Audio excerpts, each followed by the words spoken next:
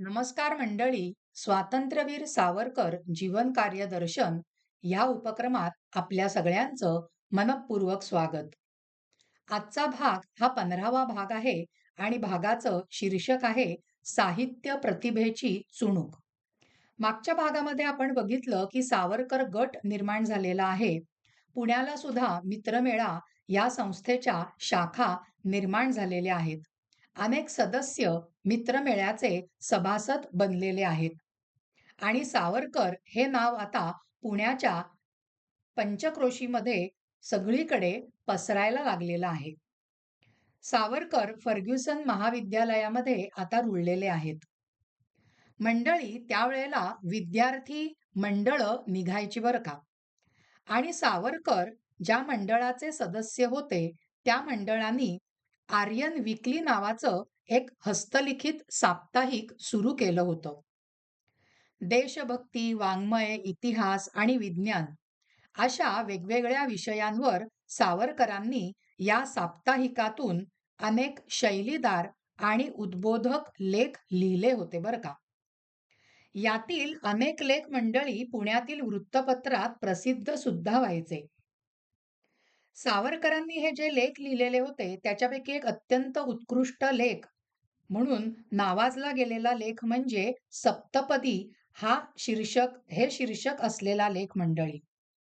परतंत्र राष्ट्र आपली उत्क्रांती करून घेत असताना कोणकोणत्या 7 टप्प्यांमधून जात असते याचे विवेचन, याचं दिग्दर्शन त्यांनी ह्या सप्तपदी या लेखामध्ये अतिशय उत्कृष्टपणे केलेलं आहे. महाविद्यालयामध्ये सावरकर असताना त्यांनी अनेक कविता सुद्धा मंडळी ह्याच काळामध्ये रचलेल्या आहेत बरं का. आणि म्हणूनच आपण आजच्या भागाचं शीर्षक तेच दिलंय की साहित्य प्रतिभेची चुणूक. ह्या काळामध्ये आत्ताच आपण बघितलं की आर्यन वीकलीमध्ये ते वेगवेगळे लेख लिहायचे आणि ते पुण्याच्या वृत्तपत्रात प्रकाशित सुद्धा व्हायचे. त्यांनी कविता सुद्धा रचलेल्या आहेत. त्याच्यापैकी भोपटकर बंधूंचा जो भाला नावाचा पेपर आहे, जे वृत्तपत्र होतं, त्या वृत्तपत्रामध्ये त्यांच्या कविता प्रसिद्ध व्हायच्या. आणि सगळ्यात महत्वाची एक आरती त्यांनी ह्याच काळामध्ये लिहिलेली आहे. 1902 मध्ये, फेब्रुवारी 1902 मध्ये. कोणती आरती माहितीये श्रोते हो? आपल्या सर्वांना ती आरती अगदी चांगल्या पद्धतीने माहिती आहे. त्यांच्या महाविद्यालयाच्या भोजन कक्षामध्ये छत्रपती शिवाजी महाराजांची एक तसबीर लावली होती बरं का. त्या तसबिरीपुढे दर शुक्रवारी सावरकरांनी ही जी आरती रचली आहे ना, ती आरती म्हटली जायची. कोणती आरती हे तुमच्या लक्षात आलं असेलच. जयदेव जयदेव जय जय शिवराया, याया अनन्य शरणा आर्या ताराया. ही जी अतिशय प्रसिद्ध आरती आहे छत्रपती शिवाजी महाराजांवरची, ती आरती म्हटली जायची. आणि श्रोते हो, शिवाजी महाराजांवरती रचलेली ही पहिलीच आरती आहे आणि ती आपल्या सावरकरांनी रचलेली आहे बरं का. त्याच्यानंतर 1902 मध्ये काळ या वृत्तपत्रामध्ये त्यांची अजून एक कविता प्रकाशित झालेली आहे आणि ती तत्वचिंतन पर असलेली अशी कविता आहे. त्यात कवितेचं शीर्षक असं होतं मंडळी, विश्वात आजवरी शाश्वत काय झाले. शीर्षकावरूनच आपल्या लक्षात येईल की या कवितेमध्ये काय नमूद केलेलं असेल. त्याच्यातल्या 3-4 ओळी आत्ता आपण बघणार आहोत. त्याच्यातलं एक कडवं असं आहे मंडळी, हा उन्नती अवनतीस समुद्र जातो. हा उन्नती अवनतीस समुद्र जातो म्हणजे भरती ओहोटी होते ना.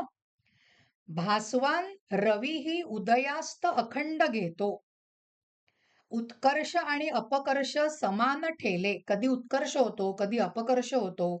आणि म्हणून मग ते शेवटी म्हणतात, विश्वात आजवरी शाश्वत काय झाले. बघा, निसर्गातलीच ही उदाहरणं देऊन, आपल्या जीवनातलंच उदाहरण देऊन त्यांनी असा मुद्दा मांडलेला आहे की ह्या विश्वामध्ये आजवर शाश्वत काय झालं आहे. त्याच्यातलं हे एक कडवं आपण बघितलं. 1903 मध्ये त्यांची अजून एक प्रसिद्ध कविता म्हणूया किंवा त्याच्यापेक्षा सुद्धा जास्त स्वतंत्रतेचं स्तोत्र म्हणूया असं त्यांनी लिहिलं, जयोस्तुते.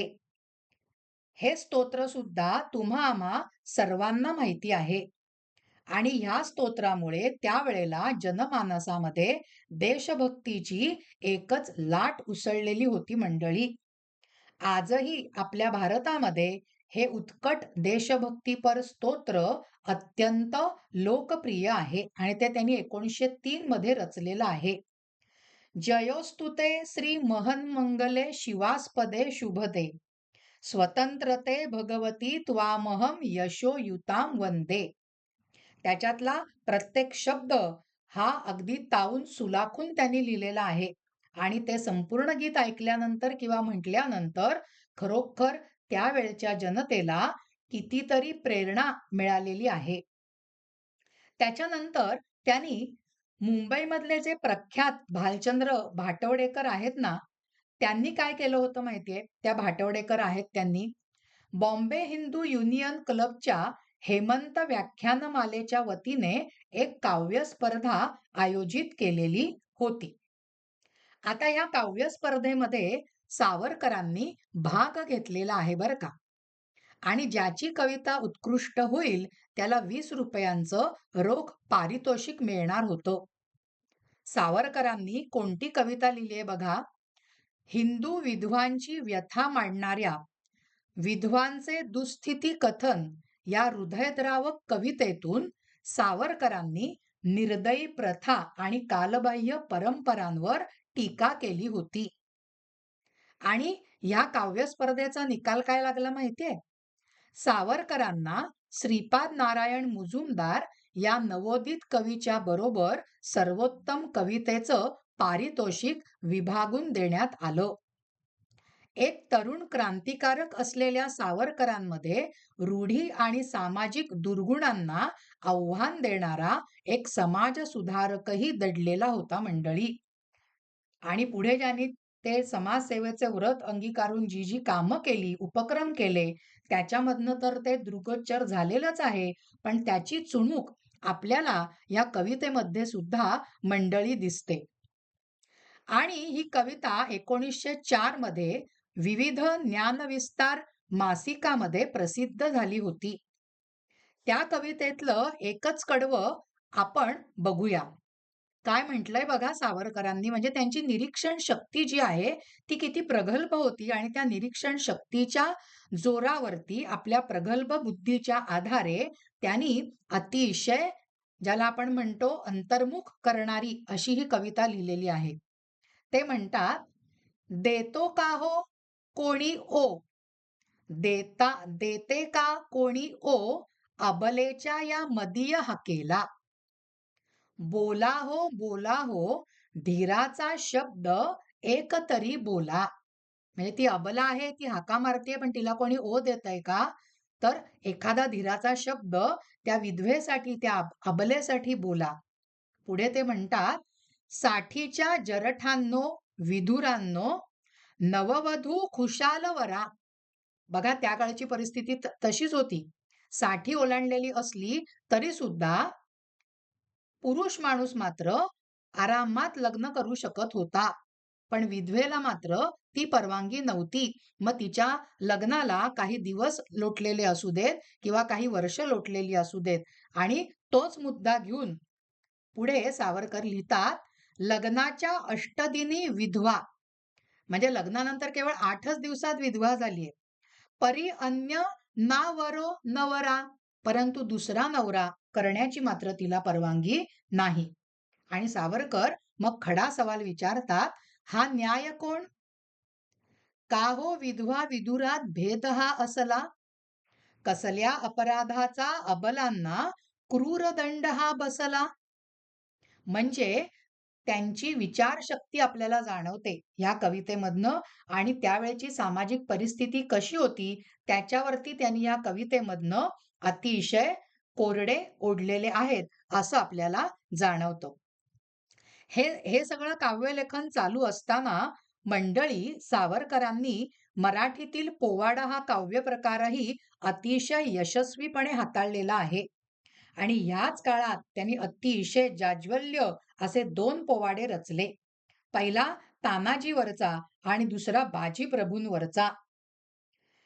हे जे पोवाडे आहेत, ते पोवाडे सावरकरांचा जो धाकटा भाऊ आहे बाळ आणि त्याचे जे सवंगडी होते दत्तू आणि श्रीधर यांच्यासह हे पोवाडे नाशिकमध्ये सादर केले जायचे आणि तेव्हा या पोवाड्यांना उदंड प्रतिसाद मिळायचा.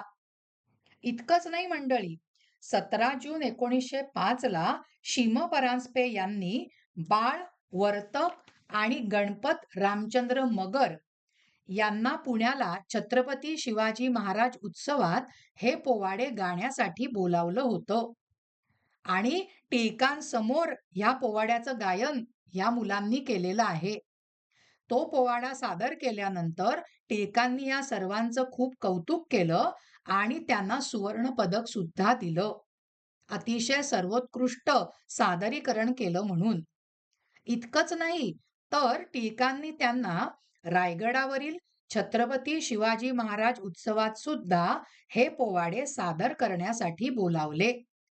म्हणजे पोवाडे सादर करणाऱ्यांमधला जो अभिनवेश आहे तो तर महत्वाचा आहेच, पण शब्द लिहिणारे जे कवी आहेत ते आपले सावरकर आहेत आणि त्यांच्या शब्दांची जादू त्यावेळेला जनमानसामध्ये आता रुजायला लागलेली आहे असं आपल्याला दिसतं. आणि बाबारावांनी काय केलं माहितीये नंतर? लघु अभिनव भारतमाला या मालिकेत बाबारावांनी मे 1906 मध्ये हे पोवाडे प्रकाशित केले. पण पोवाडे प्रकाशित झाले, पण काय झालं मंडळी? साहजिकच ब्रिटिशांनी या पोवाड्यांवरती बंदी आणली. बघा, बंदी हुकूम आलेला आहे. सावरकरांच्या साहित्यातल्या अनेक पुस्तकांवरती तत्कालीन परिस्थितीमध्ये बंदी आणली गेलेली आहे. त्याच्यातला हा पहिला पोवाडा आपल्याला म्हणता येईल मंडळी. परंतु तोपर्यंत काय झालेलं होतं? संपूर्ण महाराष्ट्रभर हे पोवाडे लोकप्रिय झाले होते. सावरकरांनी जे संस्कृत कवी आहेत कालिदास आणि भवभूती यांच्या साहित्यामधला ह्यांचं जे साहित्य आहे त्यांचा सुद्धा अतिशय बारकाव्याने आणि अतिशय सखोल अभ्यास केलेला होता. या 2 महाकवींची तौलनिक चर्चा करणारा एक मौलिक निबंधही सावरकरांनी लिहिला होता आणि या निबंधाबद्दल त्यांच्या प्राध्यापकांनी त्यांची फार प्रशंसा केलेली आहे. म्हणजे साहित्यरूपी प्रांगणामध्ये सुद्धा सावरकरांची प्रतिभा सर्व क्षेत्रामध्ये कशी उमलायला लागलेली आहे, कशी बहरायला लागलेली आहे, हे आपल्या लक्षात येतं. सावरकरांनी इंग्रजी साहित्याचा सुद्धा प्रचंड अभ्यास केलेला होता. सावरकरांच्या मनावर इंग्रज कवींपैकी स्कॉट, शेक्सपियर आणि मिल्टन यांचा प्रचंड प्रभाव होता.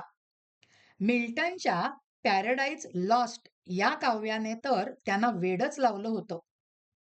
श्रोते हो, त्या महाकाव्याचे काही सर्ग सावरकरांनी तोंडपाठच केले होते. पुढे स्वतः महाकाव्य लिहिताना त्यांनी त्याच्या काही भागात मिल्टन प्रमाणे मुक्त छंदाची योजना केली होती. अजून एक विशेष सांगावासा वाटतो तो म्हणजे रामायण आणि इलियड या महाकाव्यांवर त्यांनी लिहिलेल्या निबंधामध्ये त्यांचा जो व्यासंग, त्यांची जी विद्वत्ता प्रगट झालेली आहे, त्यामुळे प्राध्यापक पटवर्धन जे आहेत त्यांनी सावरकरांचं अतिशय भरभरून कौतुक केलेलं आहे.